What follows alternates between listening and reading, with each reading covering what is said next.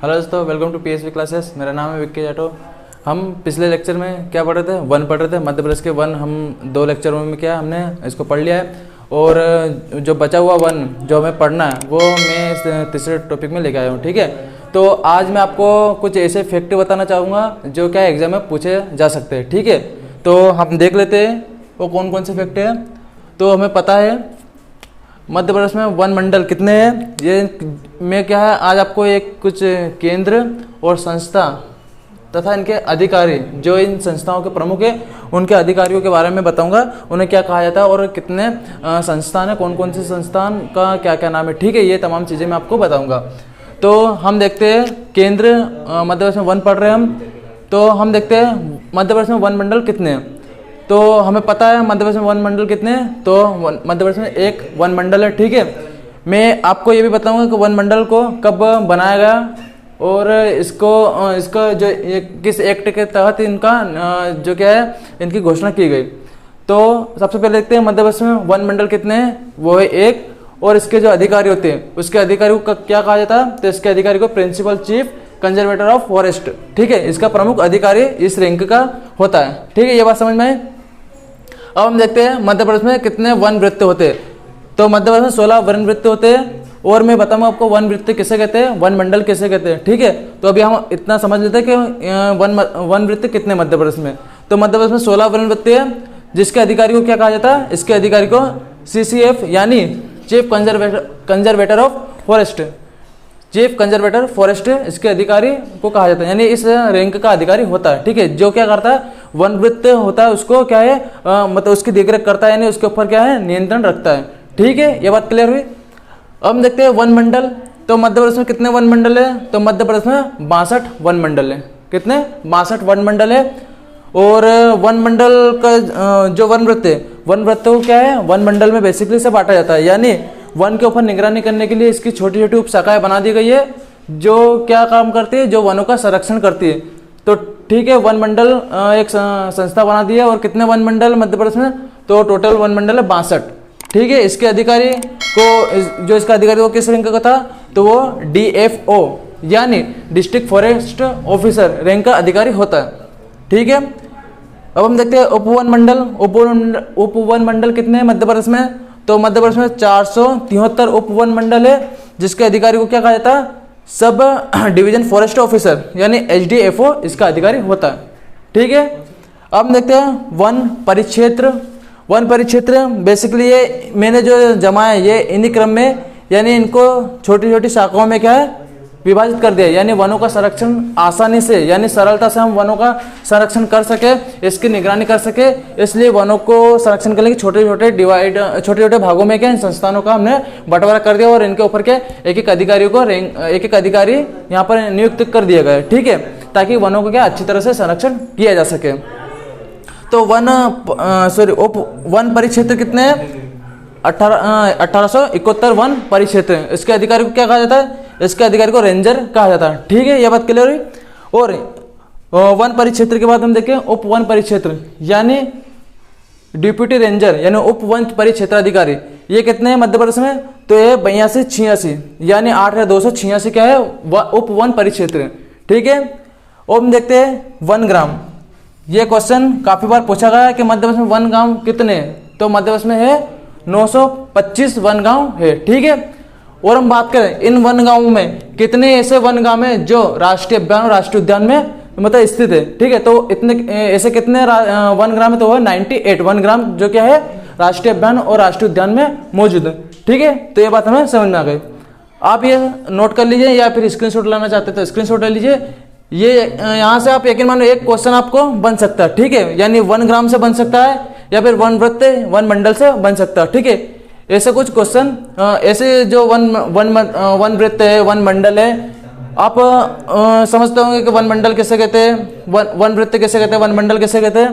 तो अगर आप नहीं भी समझते हो तो मैं आपको बता दूंगा आगे कि ये क्यों बनाया गया। ठीक है, और इनकी जो वन वृत्त इसका कौन सा क्षेत्र सबसे बड़ा, यानी वन वृत्त के अंदर कौन सा क्षेत्र ऐसा जहाँ पर सबसे बड़ा वन वृत्त है, वन मंडल ऐसा कौन सा है जो सबसे बड़ा है क्षेत्रफल में फैला। तो हम आगे क्या है सारे ऐसी तमाम चीजें देखेंगे। अभी आप ये क्या है चार्ट नोट कर लीजिए। ठीक है दोस्तों, अब हम देखते हैं ऐसे जिले जो क्या है जो ज़्यादा मात्रा में, जो ज़्यादा क्या है वन स्थिति में फैले हुए, यानी उनका क्षेत्रफल क्या ज़्यादा है और उन्हें क्या वन वृत्त के अंदर रखा हुआ है। ठीक है, तो हम देखते हैं सबसे बड़ा या सबसे बड़े 3 ऐसे जिले जो वन वृत्त के अंदर आते हैं। ठीक है, तो सबसे बड़े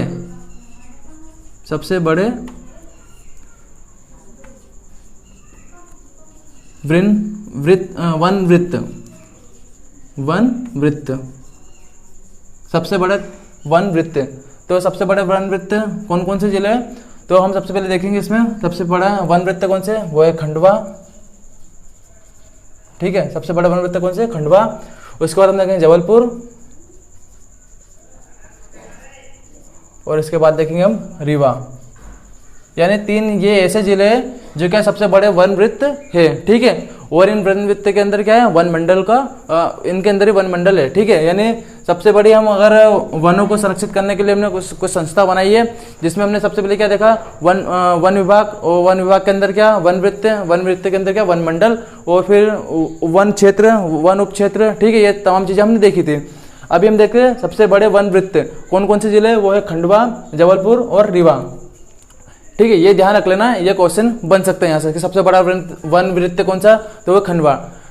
ठीक है, और अब हम देखते हैं सबसे छोटे वन वृत्त, यानी ऐसे जिले जहाँ पर क्या वन वृत्त सबसे छोटे है। ठीक है, तो सबसे छोटे वन वृत्त, तो वो कौन कौन से सबसे छोटे वन वृत्त? तो हम सबसे छोटे वन वृत्त देखेंगे। पहला होशंगाबाद, ठीक है, होशंगाबाद। उसके बाद हम देखेंगे दूसरा हमारा इंदौर। ठीक है, ये क्या हमारा छोटा वन वृत्त है। ठीक है, और तीसरा अगर देखें तीसरा सबसे छोटा वन वृत्त, तो वो है हमारा बैतूल। ठीक है, ये हमारे क्या सबसे छोटे 3 ऐसे जिले जहाँ वन वृत्त में आते। ये बात क्लियर। अब हम देखते हैं वन मंडल। ठीक है, वन मंडल क्या होता है?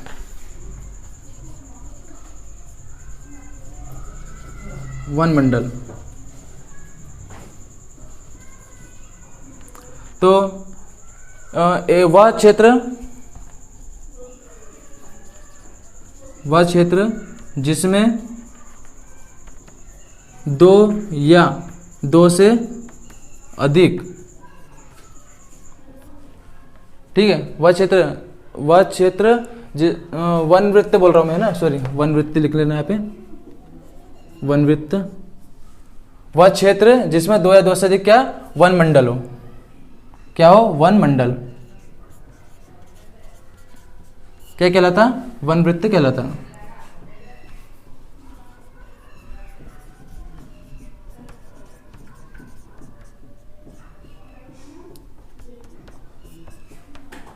अगर डेफिनेशन आ जाए लिखने में वन वृत्त क्या होता है, तो वह क्षेत्र जिसमें 2 या 2 से अधिक क्या वन मंडल हो, वन वृत्त कहलाता है। ठीक है, ये बात क्लियर हुई। अब हम देखते हैं वन मंडल।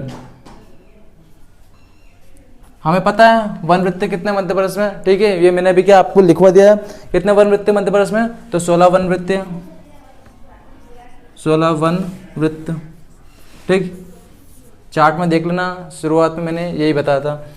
देखते हैं वन मंडल।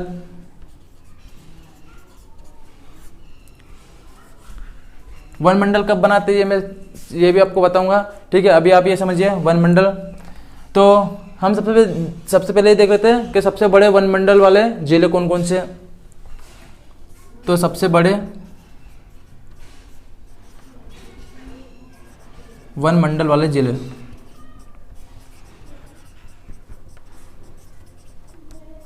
ठीक है, तो सबसे बड़ा वन मंडल वाला जिला कौन सा है, तो वह है मंडला। कौन सा? मंडला क्या है? सबसे बड़ा वन मंडल जिला है। ठीक है, और क्वेश्चन ये भी आ सकता है कि मंडला जो सबसे बड़ा वन मंडल है, ये किस वन वृत्त के अंतर्गत क्या आता है, तो ये किस वन वृत्त के अंतर्गत आता है, तो ये जो मंडला वन मंडल है, ठीक है, मंडला वन मंडल है, ये किसके अंतर्गत आता है, तो ये जबलपुर वन वृत्त के अंतर्गत क्या है आता है, ठीक है। यानी जबलपुर वन वृत्त के अंदर आता है कौन, मंडला वन मंडल, ठीक है। ये बात क्लियर हुई। अब मैंने आपको पढ़ा था प्रादेशिक आधार पर वनों का विभाजन, ठीक है। उसमें मैंने आपको समझाया था संरक्षित वन, आरक्षित वन, ठीक है। ये किसे कहते हैं, तो अगर आपको नहीं पता तो पिछले वीडियो देख लीजिए, शायद आपको टॉपिक नंबर 1 या 2 में ये मैंने समझाया हुआ, ठीक है। तो आप लिंक में नीचे दिया हुआ है पिछले वीडियो का, तो आप क्या वहाँ पे जाकर ये चीज़ देख सकते हैं, ठीक है। तो अभी हम क्या देखते हैं, अभी हम समझते हैं आरक्षित वन मंडल। आरक्षित वन मंडल में सबसे बड़ा जिला हम देखिए तो कौन सा, तो सबसे बड़ा जिला हम देखते हैं वो है खंडवा जिला। कौन सा जिला, आरक्षित वन क्षेत्र में सबसे बड़ा जिला वो है खंडवा। बात करें सबसे छोटे जिले की, तो सबसे छोटा जिला अगर हम देखें आरक्षित वन क्षेत्र में सबसे बड़ा जिला हम इधर लिख लेते हैं, सबसे बड़ा जिला। और हम सबसे छोटा जिला देखिए, सबसे छोटा जिला तो वो कौन सा है दोस्तों, वो है उज्जैन, ठीक है। ये हमें 2 फैक्ट यहाँ से मिल रहे हैं। यानी आरक्षित वन क्षेत्र, आरक्षित मैंने पिछले वीडियो में बताया, ठीक है। आरक्षित वन क्षेत्र में वन मंडल का सबसे बड़ा जिला कौन सा है, वो है खंडवा, और सबसे छोटा है वो है उज्जैन, ठीक है। आरक्षित के बाद में हम देखते हैं संरक्षित, ठीक है। आरक्षित यानी शासन प्रशासन का कठोर मापदंड यानी कठोर निगरानी, संरक्षित में यानी कम कठोर निगरानी, ठीक है। ये हो गए। हम देखते हैं इधर, मैं इसको रफ कर देता हूं।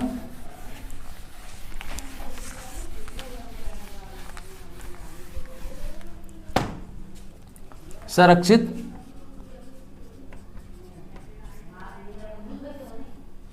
वन मंडल,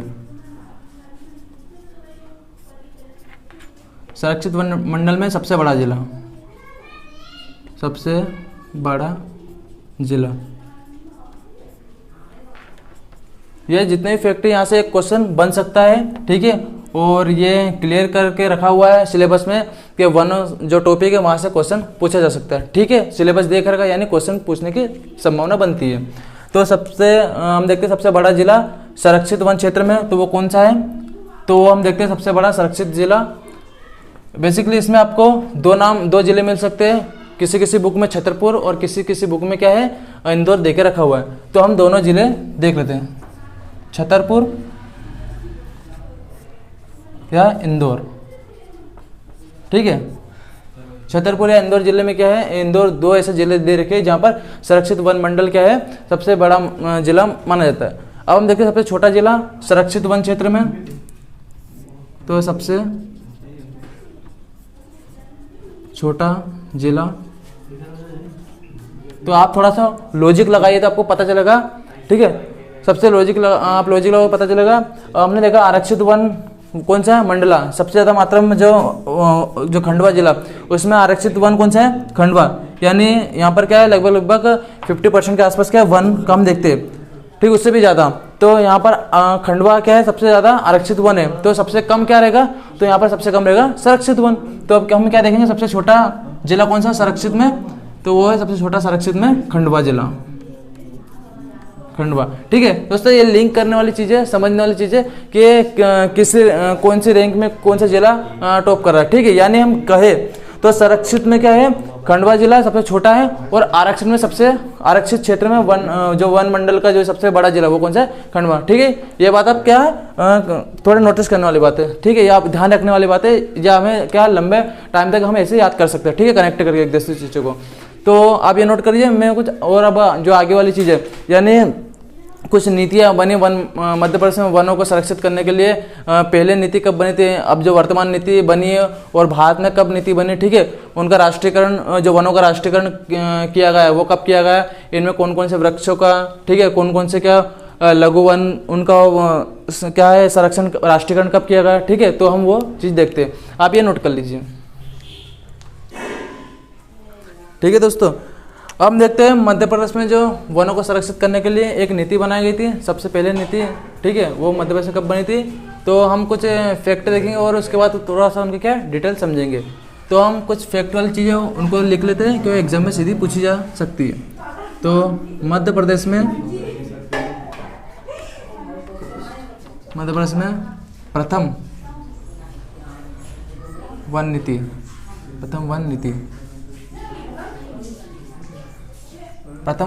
कब बनी थी मध्य प्रदेश में? तो वो बनी थी 1952 में। 1952 में क्या प्रथम वन नीति बनी थी मध्य प्रदेश में वनों को संरक्षित करने के लिए। ठीक है, इसके बाद इसमें संशोधन होता गया और वनों का क्या संरक्षण अपने अपने हिसाब से करते गए। ठीक है, उसके बाद में अभी वर्तमान में नई वन नीति बनाई गई मध्य प्रदेश में, और वो कौन सी है? तो वो है नवीन वन नीति। कब बनी? 2005 में। ठीक है, इसमें क्या करा? इसमें वनों को और संरक्षित करने के लिए और नियम कायदे कानून बना दिए गए, और जो वृक्ष जो प्रजाति है वनों की, ठीक है, जो मध्य प्रदेश में बहुल मात्रा में पाई जाती है, उनका संरक्षण के लिए भी क्या है इसमें मापदंड बढ़ा दिए गए। ठीक है, तो जो नई वन नीति, इसको हम सबसे आखिरी में वीडियो के आखिरी में हम इसे समझेंगे, इसमें कौन कौन से सुधार किए गए। ठीक है, क्योंकि सिर्फ वो फैक्ट टाइप ऐसे है जो एग्जाम में पूछे नहीं जा सकते, मतलब पूछे नहीं जाते। ठीक है, लेकिन हमें क्या इसकी बेसिक थोड़ी सी जानकारी होनी चाहिए। तो वो जो फैक्ट है जो नवीन वन नीति के, वो हम आखिर में देखते हैं। अभी हम देखते हैं मध्य प्रदेश की प्रथम वन नीति कब आई? 1952 में। और नवीनतम नीति कब आई? तो वो 2005 में आई। ठीक है, अब हम इसके बाद हम क्या पढ़ेंगे? इसके बाद हम कुछ भारत के बारे में कुछ बात कर लेते हैं कि भारत में भी वनों के संरक्षण के लिए नीतियाँ बनाई गई, कब कब नीतियाँ बनाई गई और कितनी नीति बनाई गई। ठीक है, तो भारत में हम देखें तो भारत में प्रथम वन नीति यानी ये हम बात करेंगे अब अंग्रेजों के समय की। ठीक है, यानी 1894 की बात कर रहे हैं। 1894 में क्या पहली वन नीति बनी थी भारत की। ठीक है, और अंग्रेजों का शासन था उस समय, आपको पता होगा। ठीक है, तो उन्होंने क्या वनों को संरक्षित करने के लिए कुछ अधिनियम बनाए और उनके तहत क्या वनों का संरक्षण किया। अब हम बात करें आगे, तो भारत की राष्ट्रीय वन नीति यानी स्वतंत्र भारत की वन नीति, या हम इसे कह सकते हैं दूसरी वन नीति। तो ये कब बनी? तो ये बनी 1988 में। ठीक है, 1988 में क्या राष्ट्रीय वन नीति बनी, यानी दूसरी वन नीति बनी। अब हम देखेंगे इस वन नीति के तहत क्या क्या प्रावधान लाए गए। ठीक है, तो इस वन नीति के तहत क्या हुआ? पूरे देश में वनों का प्रबंधन किया गया, और वनों का प्रबंधन करके क्या कुछ समितियां बनाई गई, जिससे क्या हुआ, जिससे जो वनों का जो क्षेत्र है उनको क्या अलग अलग सेपरेशन करके क्या उनका संरक्षण किया गया। ठीक है, जैसे ग्राम ग्राम वन समिति, जैसे हम बात करें तो वन सुरक्षा समिति, जैसे हम बात करें तो इको विकास समिति, ऐसी कुछ समितियां बनाई गई जिनसे क्या वनों का संरक्षण किया गया। ठीक है, तो राष्ट्रीय वन नीति के तहत क्या किया गया मध्य प्रदेश में, यानी पूरे भारत में तो अलग अलग राज्यों ने अपने अपने हिसाब से क्या समिति बनाई, लेकिन हम बात करेंगे मध्य प्रदेश की। तो मध्य प्रदेश में एक अधिनियम लाया गया इस राष्ट्रीय नीति से, और वो कब पारित किया गया? तो वो 22 अक्टूबर 2001 को पारित किया गया, और उसके तहत क्या 3 समितियों का निर्माण किया गया। ठीक है, और वो जो अधिनियम लाया 22 अक्टूबर 2001 को, तो वो किसके तर्ज पर लाएगा? तो वो द्वितीय वन नीति यानी राष्ट्रीय वन नीति 1988 के तहत क्या है वो अधिनियम लाया गया। ठीक है, तो हम वो अब देखते हैं समितियां। ठीक है, वन प्रबंधन समिति। तो हम इसमें थोड़ा सा और देख लेते हैं कि राष्ट्रीय वन नीति के तहत क्या है। राष्ट्रीय वन नीति के तहत मध्य प्रदेश सरकार ने 22 अक्टूबर 2001 को क्या करा? 22 अक्टूबर 2001 को एक अधिनियम पारित किया, और अधिनियम पारित करके क्या करा? 3 समितियों का गठन किया। 3 समितियों का गठन किया।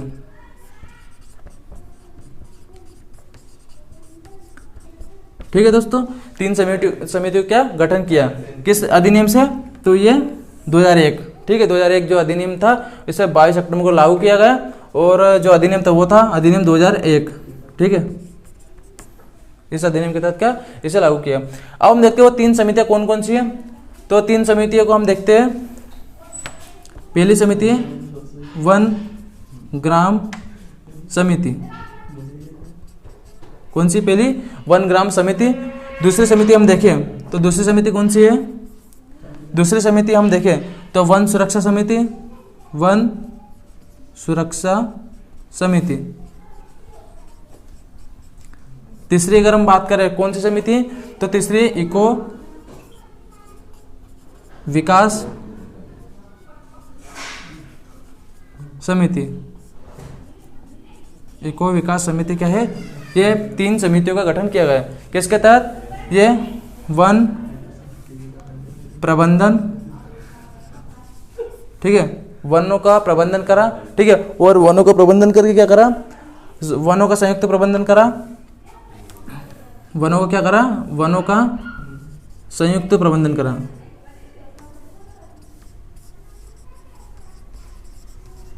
ठीक है, वनों को क्या करा? संयुक्त प्रबंधन करा और समितियों का निर्माण किया।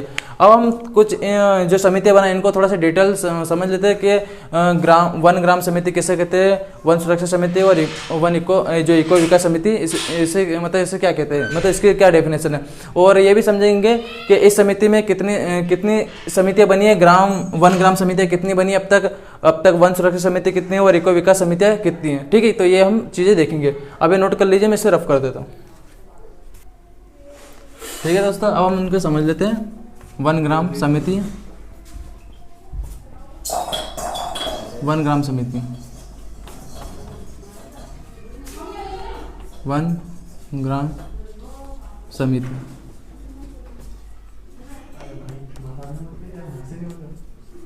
ठीक है दोस्तों, वन ग्राम समिति किसे कहते हैं?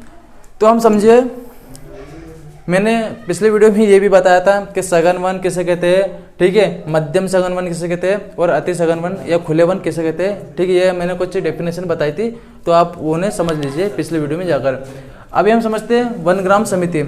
तो वन ग्राम समिति बेसिकली उसे कहते हैं, यानी वह क्षेत्र, यानी जो वन है, वन का वह क्षेत्र जो क्या है, बिखरे हुए रूप में फैला हुआ है, यानी बिगड़े हुए रूप में या बिखरे हुए रूप में हम कैसे कह सकते हैं।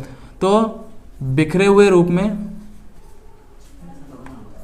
बिखरे हुए वन क्या है? बिखरे हुए वन से, बिखरे हुए वन से 5 किलोमीटर के दायरे वाले क्षेत्र में, यानी बिखरे हुए वन से 5, यानी ये बिखरे हुए वन, मान लो ये बिखरा हुआ वन है और इसका दायरा ये यहाँ पर है 5 किलोमीटर वाला दायरा। ठीक है, 5 किलोमीटर क्या है? दायरा। ठीक है, 5 किलोमीटर वाला दायरा। और इस क्षेत्र के अंदर क्या जो ग्राम आते हैं, उन ग्रामों को क्या कहा जाता? उन ग्रामों को वन ग्राम कहा जाता। ठीक है, समझ गए आप? तो बिखरे वन क्षेत्रों के अंतर्गत, बिखरे वन क्षेत्र या बिखरे वनों से 5 किलोमीटर के दायरे में, 5 किलोमीटर के दायरे में जो 5 किलोमीटर के दायरे में जो ग्राम आते हैं उन्हें क्या कहते हैं? उन्हें वन ग्राम समिति के अंतर्गत रखा जाता है। वन ग्राम समिति में उन्हें रखा जाता है, समिति में रखा जाता है।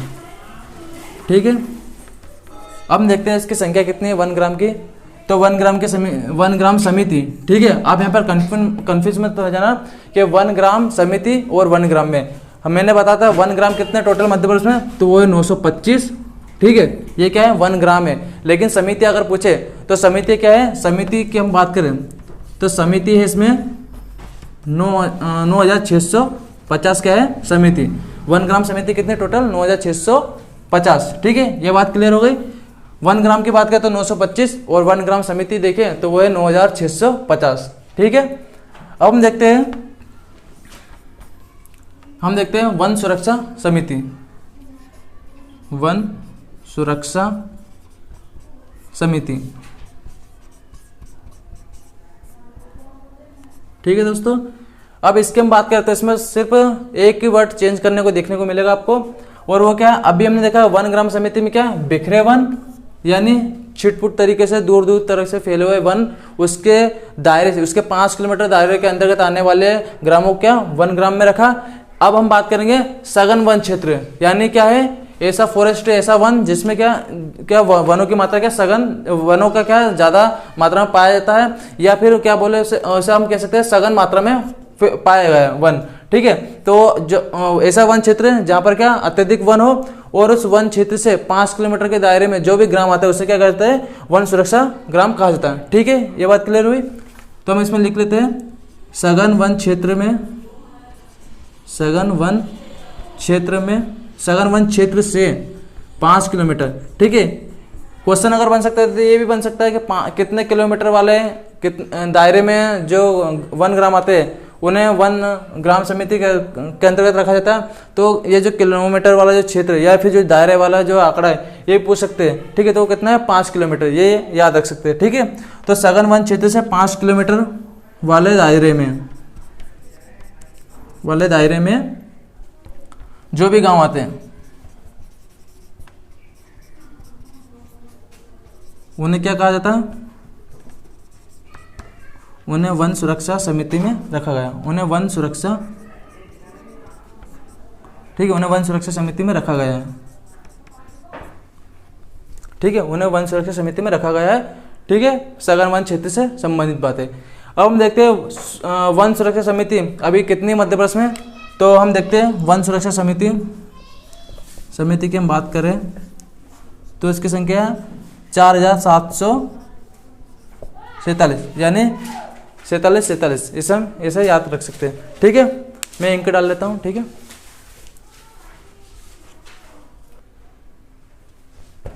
ठीक है, अब हम क्या देखते हैं, इको विकास समिति। तीसरा पॉइंट हमारा, तीसरी समिति हमारी वो है इको विकास समिति। ठीक है दोस्तों, इस पर थोड़ा आप ज़्यादा ध्यान देना। ठीक है, तो इको विकास समिति इसके अंतर्गत ऐसे ग्रामों को क्या सम्मिलित किया जाता है, यानी आपने सुना होगा राष्ट्रीय उद्यान, राष्ट्रीय अभ्यारण्य। ठीक है, इनमें क्या किया जाता है, इनमें ऐसे विशिष्ट प्रकार के क्या है, जीव जंतुओं का क्या है, संरक्षण किया जाता है। और ये ऐसा क्यों किया जाता है, तो ऐसा क्या है, हमारी भावी पीढ़ी क्या है, इनको देख सकते हैं, इनको समझ सके क्योंकि ऐसे भी जीव हुआ करते थे। ठीक है, यानी क्या हम ऐसा कहे वर्तमान समय में या वर्तमान काल में क्या इनका अस्तित्व में रहे या ना रहे, इनको बचा कर रखना क्या है सरकार की जिम्मेवारी होती है। और इसी के लिए क्या है कुछ समितियां बनाई गई है जिनको क्या है इस क्षेत्र के अंतर्गत रखा गया और इनको क्या सुरक्षित किया गया। ठीक है, तो राष्ट्रीय अभ्यारण्य, राष्ट्रीय उद्यान क्यों बनाए गए वो मैंने आपको बता दिया। ठीक है, और जब मैं आपको राष्ट्रीय अभ्यारण्य और राष्ट्रीय उद्यान पढ़ाऊंगा तो वहाँ पे और अच्छे से आपको क्लियर कर दूंगा। ठीक है, क्योंकि इसको बनाने का कारण क्या है वो भी हम जान लेंगे। अब हम देखते हैं इको विकास समिति क्यों बनाई गई, तो हम देखते हैं राष्ट्रीय उद्यान। ठीक है, राष्ट्रीय उद्यान और राष्ट्रीय उद्यान और अभ्यारण्य। राष्ट्रीय उद्यान यानी वह क्षेत्र जिसकी निगरानी कौन, केंद्र सरकार कर रही है। अभ्यारण्य जिसका संरक्षण कौन कर रहा है, स्टेट गवर्नमेंट कर रही है। तो ऐसे वन क्षेत्र राष्ट्रीय उद्यान, राष्ट्रीय अभ्यारण्य। ठीक है, तो इन दो क्षेत्र यानी राष्ट्रीय अभ्यारण्य और राष्ट्रीय उद्यान जो क्षेत्र वन क्षेत्र इससे 5 किलोमीटर वाले दायरे में, इससे 5 किलोमीटर वाले दायरे में। ठीक है, क्या है, इन जो भी उद्यान है और जो भी अभ्यारण्य इनको क्या संरक्षित किया जाता है। जो भी मतलब है ऐसा समझे इको विकास समिति के अंतर्गत जो भी ग्रामों को संरक्षित किया जाता है। तो हम देखते हैं राष्ट्रीय उद्यान, राष्ट्रीय अभ्यारण्य यानी इस क्षेत्र से 5 किलोमीटर दूर के जो दायरे में जितने भी ग्राम आते हैं उनको क्या है इको विकास समिति के अंतर्गत रखा गया है। ठीक है, यानी बफर जोन वाले इलाकों में क्या है इनको सुरक्षित रखा गया है। बफर जोन इलाका यानी जीव जंतु वाला इलाका, यानी जो राष्ट्रीय उद्यान जिन जीव जंतुओं को क्या संरक्षण दे के रखा है उस इलाके से 5 किलोमीटर दूर दूर के गांवों को क्या इको विकास समिति के अंतर्गत रखा गया। हम समझ चुके हैं साफ सुथरी भाषा में कि राष्ट्रीय उद्यान, राष्ट्रीय अभ्यारण्य से 5 किलोमीटर वाले दायरे में आने वाले ग्रामों को इको विकास समिति में रखा गया है। इको विकास समिति में रखा गया है। ठीक है, ये बात हम समझ चुके हैं। अब हम देखते हैं इको विकास समिति की अभी वर्तमान में कितनी समितियां बनी हैं। तो अभी वर्तमान में इसकी लगभग 831 क्या है समितियां मौजूद है। ठीक है, इको विकास समिति कितनी है अभी वर्तमान में, तो है 831। ठीक है, ये हमारा हो गया। अब हम आगे देखते हैं। ठीक है, अब हम देख लेते हैं एक संस्थान, भारतीय वन प्रबंधन संस्थान। ठीक है, IIFM यानी Indian institute of forest management. ठीक है, तो ये एक संस्था है और ये संस्था मध्य प्रदेश में कहाँ पर है, तो ये संस्था मध्य प्रदेश में भोपाल में है। ये भी फैक्ट में कई बार पूछा जा सकता है। ठीक है, ये पूछा गया और कई बार कभी भी पूछा जा सकता है। ठीक है, तो हम इसे मान के चलते हैं और इसे हम देख लेते हैं। तो भारतीय वन प्रबंधन संस्थान कहाँ पर है, भोपाल में। ठीक है, इसको कब स्थापित किया गया, तो इसको 1982 में। ठीक है, 1982 में अहमदाबाद जो भारतीय वन प्रबंधन संस्थान है उसके सहयोग से क्या है इसकी स्थापना भोपाल में की गई। कब की गई, 1982 में। ठीक है, अब हम बात करें इसके स्वरूप की, तो ये जो संस्था है इसका स्वरूप कैसा, यानी क्या कार्य है इसका, मतलब किस टाइप से कार्य करता है। ठीक है, या इसके कार्य करने की जो सीमा है वो कैसे की जाती है, मतलब इसके ऊपर किस किस का कंट्रोल होता है, ये हम चीज़ देख लेते हैं। तो सबसे पहले देखिए ये संस्था क्या है, स्वायत्त संस्था है। ठीक है, कैसी संस्था है, स्वायत्त, मतलब स्वयं के हिसाब से डिसीजन लेती है। और हम बात करें इसमें तो केंद्र सरकार का भी क्या इसमें रोल रहता है। ठीक है, केंद्र सरकार। ठीक है, केंद्र सरकार में कौन कौन से मंत्रालय रहते हैं, तो केंद्र सरकार में आपको पता होगा पर्यावरण, वन, और देखिए हम और कौन सा, तो जलवायु परिवर्तन मंत्रालय। ठीक है, यानी स्वायत्त संस्था और केंद्र सरकार में कौन कौन से, पर्यावरण, वन और जलवायु परिवर्तन मंत्रालय क्या है, इसके ऊपर क्या मतलब कमांड रखते हैं। ठीक है, और इनके निर्देश के ऊपर क्या है ये संस्था चलती है। ठीक है, ये बात क्लियर हुई। अब हम देखते हैं ये जो संस्था है ये क्या करती है, ये जो भी इस संस्था के कर्मचारी होते हैं, ठीक है, या इसके अधिकारी होते हैं, मतलब अधिकारी जो बनने वाले होते हैं उनको क्या है ये ट्रेनिंग देता है, यानी ये क्या है प्रशिक्षण देता है उन लोगों को।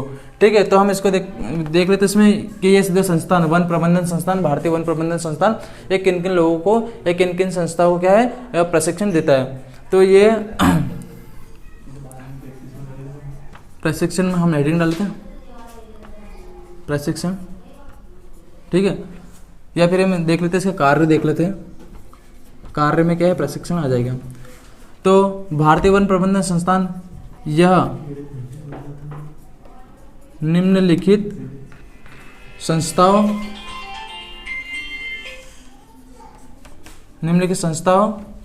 एवं सेवा कर्मियों, निम्नलिखित संस्थाओं, ठीक है, निम्नलिखित संस्थाओं और निम्नलिखित क्या है हम बात कर सकते हैं जो संस्थाओं के बाद में जो भी कर्मचारी रहते हैं, ठीक है, यानी जो भी अधिकारी बनते हैं उनको क्या है ये संस्थान क्या करवाता प्रशिक्षण दिलाता। ठीक है, तो संस्थान और हम देखते हैं कर्मचारी को क्या प्रशिक्षण प्रदान करता है। ठीक है, अब हम कुछ संस्थान देख लेते हैं और कुछ जो कर्मचारी उनको भी देख लेते हैं। तो सबसे पहले इसमें देखते हैं हम भारतीय वन प्रबंधन, भारतीय वन सेवा। ठीक है, भारतीय वन सेवा जो रैंक होते हैं भारतीय वन सेवा यानी IFS इंडियन फॉरेस्ट सर्विस के जो अधिकारी होते हैं उनको यहाँ पर क्या दिया जाता है, वनों के बारे में क्या प्रशिक्षण दिया जाता है। दूसरा हम बात करें तो वन विभाग, ठीक है, वन विभाग को जो संस्था है इसको भी क्या प्रशिक्षण दिया जाता है। तीसरा हम बात करें वन विकास निगम जो संस्था है इसको भी क्या प्रशिक्षण दिया जाता है। और एक लास्ट टाइम देखते हैं वनों के बारे में, जो वन से संबंधित जितने भी क्या है उद्योग है उनको भी क्या प्रशिक्षण दिया जाता है।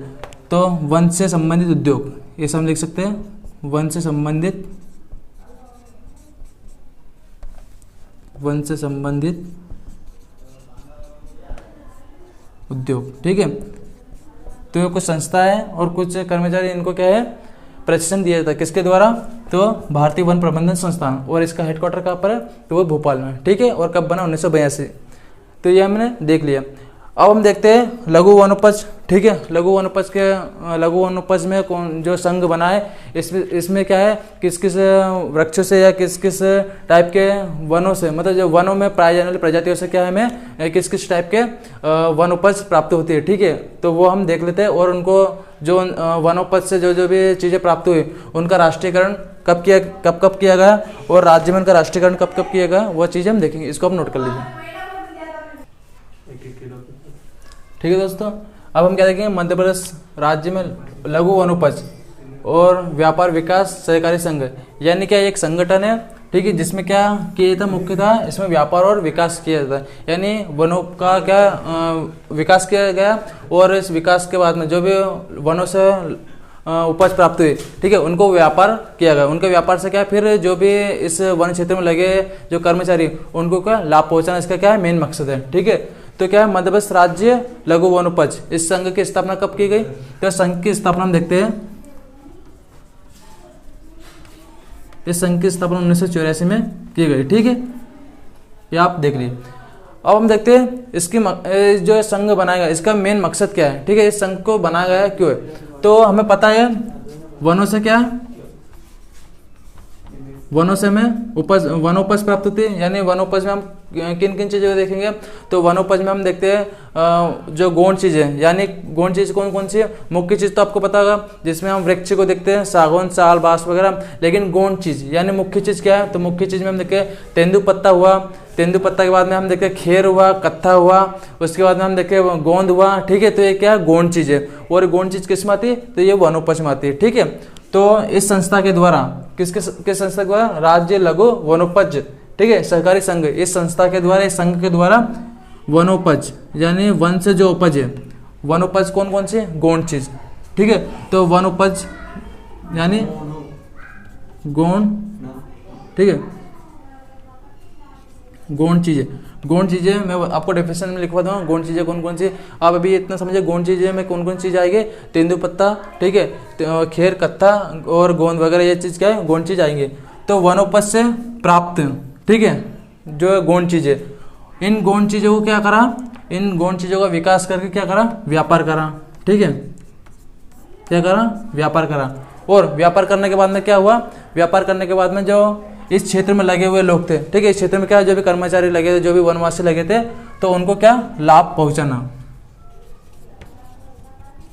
कर्मचारी या वनवासी। ठीक है, यानी वनोपज में क्या गौण चीजों का क्या करा, हम विकास करा या इसका उत्पादन करा। ठीक है, उत्पादन करने के बाद में क्या करा, इसका व्यापार करा। ठीक है, व्यापार करा, उसको बेचा, उसके बाद में क्या हुआ, बेचने के बाद में कर्मचारी को क्या उसके बारे में जो भी उपज है उससे क्या कुछ राशि मिली और उनको क्या लाभ मिला। ठीक है, तो इसका मेन कार्य इस संस्था का क्या वनोपज का विकास करना, उनका व्यापार करना, और वनवासियों को क्या उनको लाभ पहुंचाना, उनको राहत पहुंचाना। ठीक है, तो ये इसका मेन काम है। ठीक है, ये आप समझ आए। अब हम देखते हैं इस संघ ने या इस संस्था ने, राज्य लघु वनोपज, इस संस्था ने क्या करा, इस संस्था ने एक योजना निकाली। ठीक है, और वो योजना कौन सी है, एक योजना निकाली, और वो योजना कौन सी है, एकलव्य शिक्षा विकास योजना। ठीक है, एकलव्य शिक्षा विकास योजना इस संघ ने निकाली। ठीक है, और ये कब निकाली, तो ये 2010 में ये योजना निकाली। इस योजना की बात करें तो इस योजना का क्या मकसद है, तो इस योजना से बेसिकली क्या होता है, जो भी वनोपज में लगे कर्मचारी या वनवासी, ठीक है, इनको या इनकी अगर हम देखें, इनकी आकस्मिक अगर मृत्यु हो जाती है या किसी भी कारणवश से इस क्षेत्र में लगे होने के कारण क्या है, दिव्यांगता, यानी इनको कुछ भी किसी भी तरह की हानि या दुर्घटना हो जाती है, तो इस योजना के तहत क्या है, इनको बीमा राशि प्रदान की जाती है। ठीक है, तो इस योजना का मुख्य मकसद क्या है, तो तेंदुपत्ता, खास करके जो तेंदुपत्ता जो वनोपज है, ठीक है, तेंदुपत्ता वनोपज में किसी भी कर्मचारी या वनवासी की अगर आकस्मिक मृत्यु हो जाती है, यानी अचानक मृत्यु हो जाती है इस कार्य में लगे होने से, या फिर इनके इस कार्य में लगे होने के कारण क्या आकस्मिक दुर्घटना हो जाती है, तो उन्हें क्या होता है, जो भी कर्मचारी उन्हें एकलव्य शिक्षा विकास योजना के तहत क्या है, बीमा राशि प्रदान की जाती है। ठीक है, तो हमने समझा राज्य लघु वनोपज संघ। ठीक है, इसमें कौन कौन सी चीजें मौजूद है। ठीक है, तो हमने ये चीज समझ ली। अब हम आगे समझेंगे मध्य प्रदेश में जो वन है या वनोपज का जो प्रसंस्करण है या उनमें अनुसंधान किए गए वो तमाम हम संस्थान देखेंगे, कौन कौन से अनुसंधान बनाए गए। ठीक है, और कौन कौन से वृक्ष जिनको क्या वनोपज श्रेणी में रखा हुआ है। ठीक है, और उनसे हमें क्या क्या चीजें प्राप्त होती है। तो दोस्तों हम ये वीडियो का भी यहीं पे समाप्त करते हैं, और वनों को पूरा समझने के लिए हमारे पिछले वीडियो उनको भी देखते रहिए और इस वीडियो को भी देखिए और नोट करिए। ठीक है, तो हमारे साथ बने रहिए और वीडियो को ज़्यादा से ज़्यादा लाइक करिए, शेयर करिए, सब्सक्राइब करिए। ठीक है, थैंक यू।